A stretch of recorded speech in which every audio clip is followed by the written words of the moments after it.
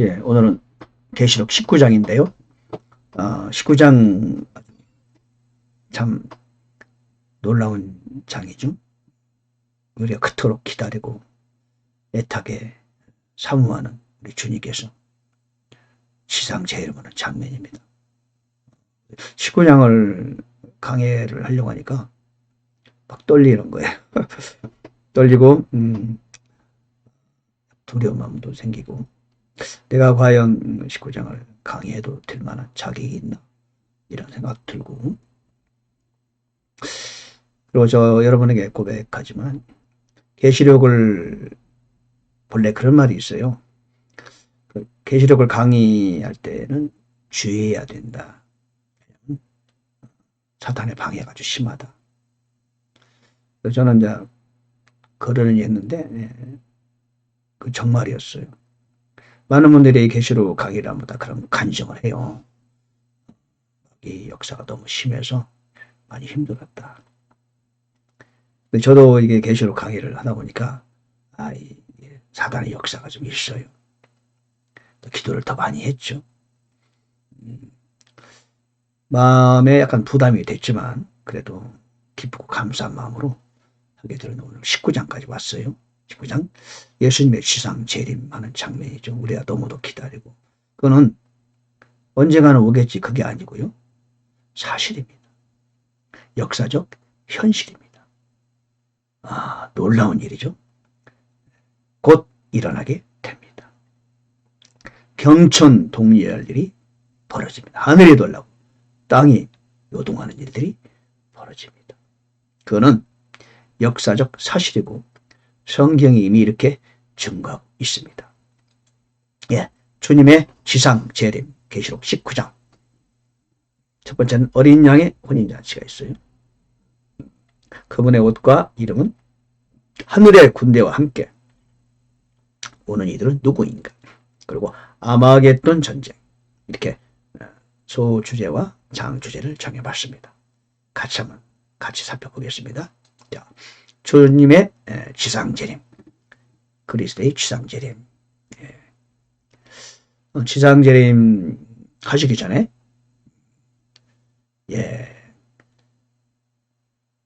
음행으로 땅을 부패시킨 그 큰 음료를 심판하셨다는 말씀이 나옵니다. 그리고 자신의 종들의 피의 원수를 그녀의 손에 갚으셨도다, 이렇게 말씀하십니다. 사탄은 하나님의 종들을 죽이고 피 흘리고 그랬죠. 근데 그 음료를 통해서 그 일을 대본했다는 거죠. 이제 심판했다, 그렇게 선언합니다. 그리스도의 지상 재림이 있기 전에 바로 음료를 심판하셨다, 손에 갚으셨다, 원수를 갚았다, 그렇게 선언하시고 들어갑니다. 24 장로와 네 짐승이 엎드려 왕좌에 앉으신 하나님께 경배하며 이르되 아멘 할렐루야 하니, 왕좌에서 한 음성이 나서 이르되 하나님의 모든 종들아, 그분을 두려워하는 자들아, 작은 자든지 큰 자든지 너희는 다 우리 하나님을 찬양하라 하더라. 그 말씀이 있어요. 우리가 24 장로와 네 짐승이 엎드려 있었다. 그러니까 하나님의 보호자와 가장 가까운 데는 24 장로와 네 짐승이 있었다는 얘기죠. 저는 늘 이런 성경을 구절을 보면 과연 네 짐승이 누구냐? 사람은 얼굴이 아닌데 네 짐승이 불가사의하단 말이야. 도대체 그들은 누구냐? 왜 하나님이 계신 곳에 항상 그 그룹 서랍이 따라다니고 있는가? 그들은 누군가? 사람은 아닌데. 근데 사람처럼 말을 해요. 사도 요한이 이제 계시록을 쓰고 그러면서 하늘에서 이제 이런저런 일을 목격하는데 24 장로 중에 한 사람이 요한의 말 걸기도 하고, 이 네 짐승 중에 하나 와서 말 걸기도 하고, 또 천사도 말을 걸기도 하고 그랬거든요. 그렇다면은 이 네 짐승의 위치가 24 장로와 거의 버금가는 위치다. 그리고 하나님 바로 곁에서 하나님의 일을 하는 그 아주 그 높은 자리에 있는 천사들과도 같은 급이 아니냐. 도대체 그는 누구지? 그런 생각이 들어가는 겁니다. 예수님을 대행하는 존재인가? 아니면 하나님의 일을 대신 행하는 어떤 존재들인가? 어찌 보면은 하나님의 메신저 역할도 했단 말이죠. 24장로와 거의 동급인데 누구냐? 모든 피조물을 대표하는 존재인가? 그렇게 볼 수 있겠죠. 그러면서 한편 이런 생각이 들어요. 아, 사람이 전부가 아니고 하나님께서는 사람만이 아니라 사람 이외에도 귀중히 여기는 그런 피조물이 있다는 것을 우리가 인정해야 되는 거 아니겠느냐, 이런 생각 들기도 하고요. 왜냐하면 내 짐승이 얼굴이 사람과 송아지와 사자와 또는 독수리의 얼굴을 가졌으니까 우리 사람은 사람 이외에 이런 동물들에게도 하나님은 사랑을 주시고 관심을 가지는 분이시구나, 이런 생각을 한번 가져보는 겁니다. 사실 왜냐하면 새하늘과 새 땅에 가도 자연이라는 게 있잖아요. 자연. 거기에도 사자가 있고요, 양이 있어요. 제가 이제 20장 그 천년왕국 시대에 가면 제가 말씀드리겠지만, 새하늘과 새 땅에도 천년 왕국 그 환경과 많이 다르지 않습니다. 거기에서 우리가 영원 세계에 들어가서 영생 복락을 누릴 때도 사자가 있고 독수리도 있고 송아지도 있고 모든 동물이 있다는 겁니다. 그래서 우리는 그런 동물들을 간과하면 안 되겠다는 생각이 들어갔어요. 왜냐하면 내 짐승 얼굴이 동물을 대표하는 얼굴이니까. 저 개인적인 생각이었습니다. 예. 자, 어린 양의 혼인잔치가 있습니다. 7절에 보니까 우리가 즐거워하고 기뻐하며 그분께 존귀를 돌리지니 어린 양의 혼인잔치가 이르렀고 그분의 아내가 자신을 예비하였도다. 여기 보니까 벌써 아내가 되어 있어요. 오늘 이 시대에 우리 교인은 처녀입니다. 정혼한 처녀. 그런데 7절 보니까 그분의 아내가 자신을 예비하였도다. 신분이 바뀌었어요. 정혼한 처녀에서 이제는 아내가 되었어요. 예, 벌써 단어가 바뀌는 겁니다. 그러니까 이미 혼인잔치가 됐다는 거죠. 그리고 8절에 보니까 또 그녀가 깨끗하고 희고 고운 아마포 옷을 차려입도록 허락하셨는데 그 고운 아마포는 성도들의 의인이라 righteousness. 여기서 의인은요, 예수 그리스도의 의를 만을 말하는 것이 아닙니다. 이것은 우리의 행위로 인한 의를 말합니다. 여러분, 우리가 오늘날 교회에서 그런 부분을 너무 가볍게 얘기하는 경향이 있는데, 이 강의를 들으시는 여러분 꼭 마음에 새겼으면 좋겠어요. 하나님이 우리에게 관심을 갖는 분야는 뭐냐? 우리들의 의입니다. 의. 행위를 통한 의. 예수 그리스도를 속에서 덧입는 의는 이미 우리가 가졌어요. 새로운 생명이에요. 모든 죄가 해결됐어요. 그럼에도 불구하고 하나님께서 우리에게 이 땅을 살아가는 동안에 우리의 행위를 통해서, 삶을 통해서 우리의 의를 나타내기를 원하시는 겁니다. 빛과 소금의 역할을 함으로써 우리는 우리의 의를 차곡차곡 쌓아나가야 돼요. 그것이 바로 하나님이 원하시는 정상적인 그리스도인의 라이프다. 그것이 바로 성경이 우리에게 가르쳐주는 교훈입니다. 8절이 그렇습니다.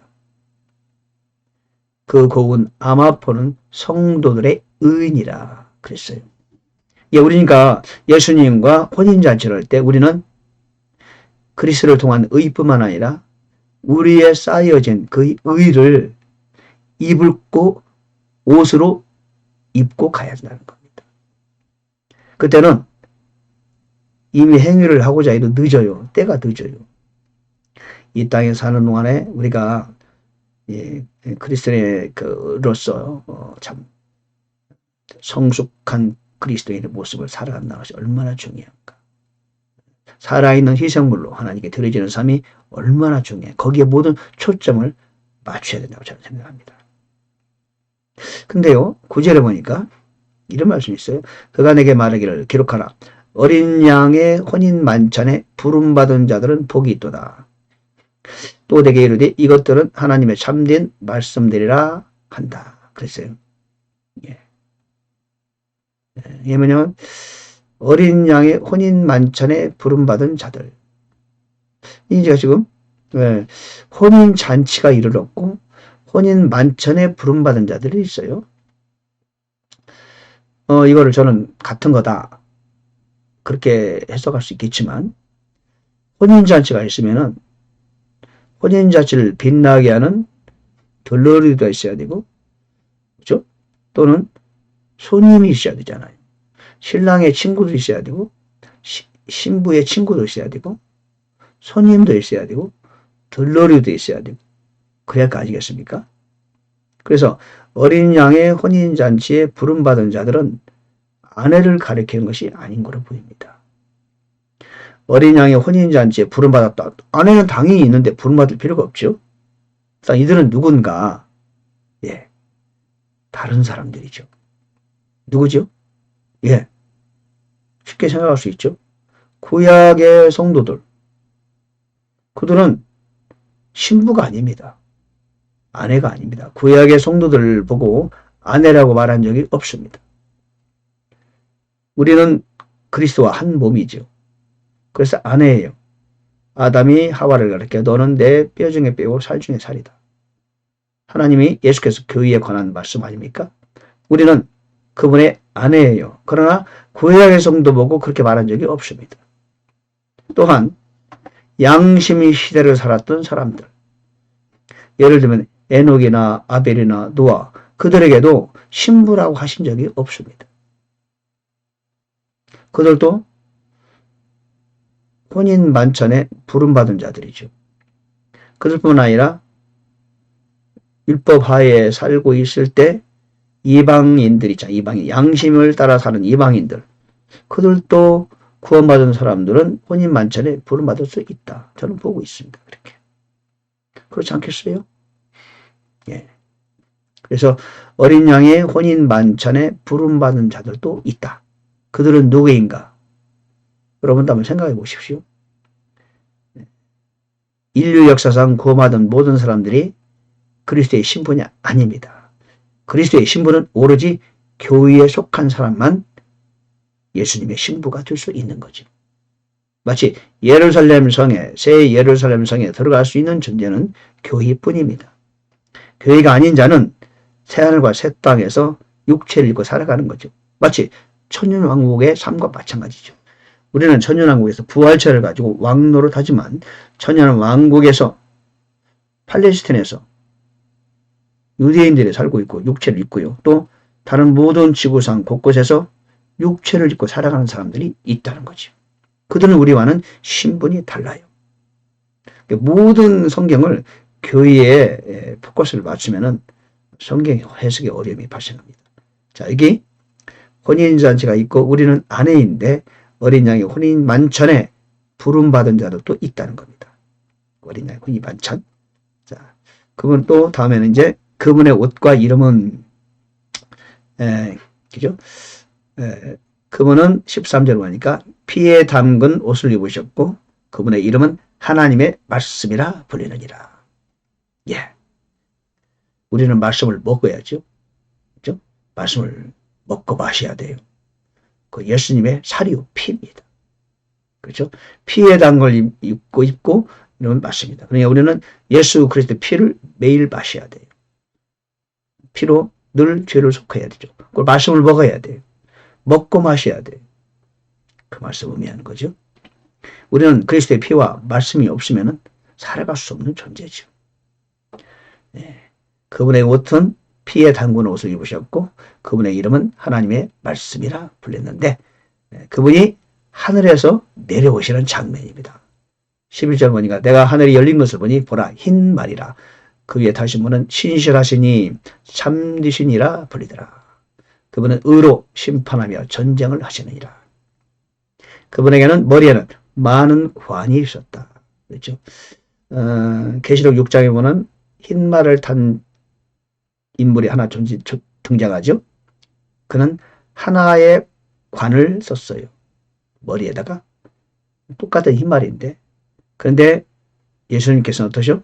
예수님께서는 지금 주님께서는 많은 관을 갖고 계세요. 여러분요.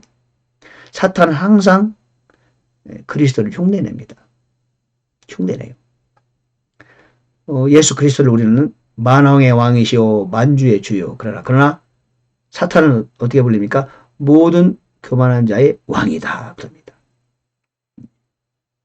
그렇잖아요. 우리는 주님께서는 화평의 통치자예요. 그는 누구죠? 이 세상의 통치자예요. 이 세상의 신이요. 이 세상의 왕이요. 그렇죠? 이 세상의 통치자입니다. 예수 그리스도는 그리스도요. 사탄은 뭡니까? 적 그리스도예요. 이름도 적 그리스도예요. 구약에 보면요. 그 그룹이 이제 타락해서 루시퍼가 됐는데 그 그룹이 기름 부음 받은 그룹이에요. 히브리어는 메시아입니다. 메시아. 그러니까 동일한 이름을 갖고 있어요. 그래서 그는 항상 예수 그리스도를 흉내냅니다. 예. 적 그리스도. 그리스도가 아니고 적 그리스도. 왜? 기름 부음을 받았다는 겁니다. 메시아가 이제 영어로 크라이스트고 헬라어로 크리스토거든요. 크리스토스. 그러니까 마귀도 기름 부음을 받았던 존재라는 것이죠. 항상 예수 그리스도를 흉내내는 그런 마귀가 그런 얘기를 좋아하는 거죠. 예수님을 흉내냅니다. 하늘의 군대, 하늘에 있던 군대들이 희고 깨끗한 고운 아마포옷을 입고 흰 말을 타고 그분을 따르더라. 그분의 군대를 대적하여 전쟁을 하더라. 19장에 나오고 14절, 19절 그리고 14절에 나옵니다. 자, 예수님을 따르는 군대들이 이제 지상 재림을 하면서 싸우는 장면입니다. 그 전에 혼인 잔치는 끝났어요. 상급 심판도 끝났어요. 하늘에서. 그리고 이제는 내려오는 겁니다.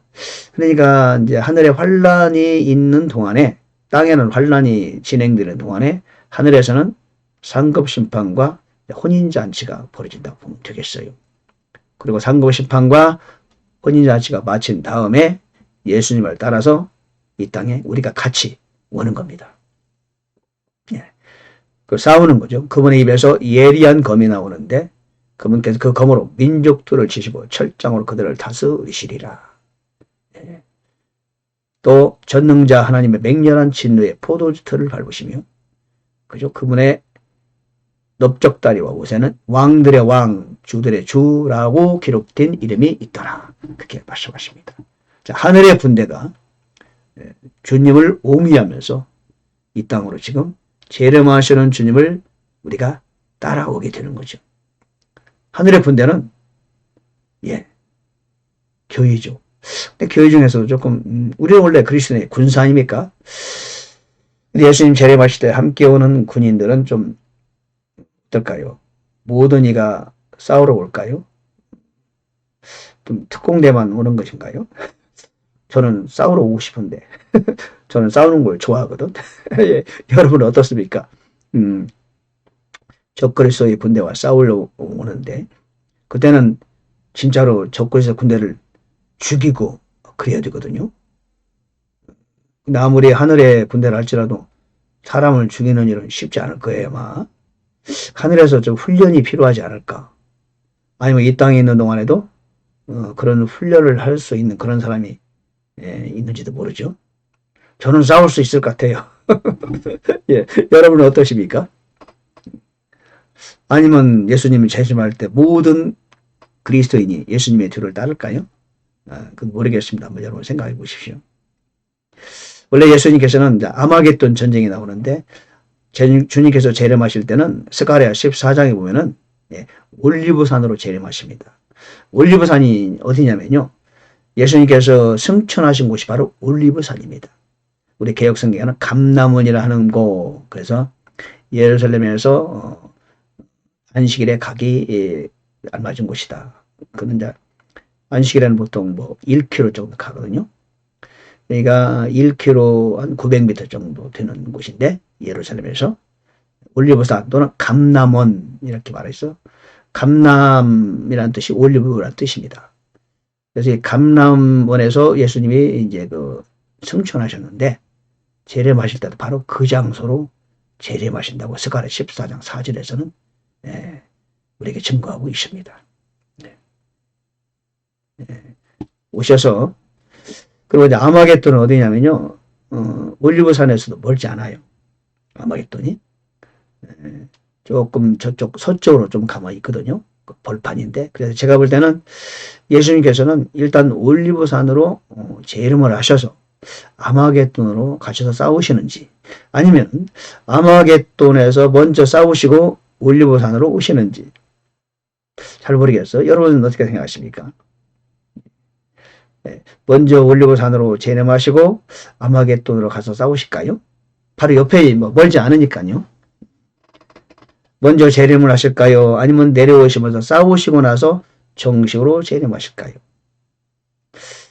싸우고 나면은 뒤처리가 좀 많이 필요할 텐데 일단은 제가 볼 때는 올리브산으로 재림을 하시고 그리고 모든 민족들이 그를 바라보고 날 때 이제 아마겟돈에 모여있는 싸움을 위해 준비한 그들과 싸우지 않을까.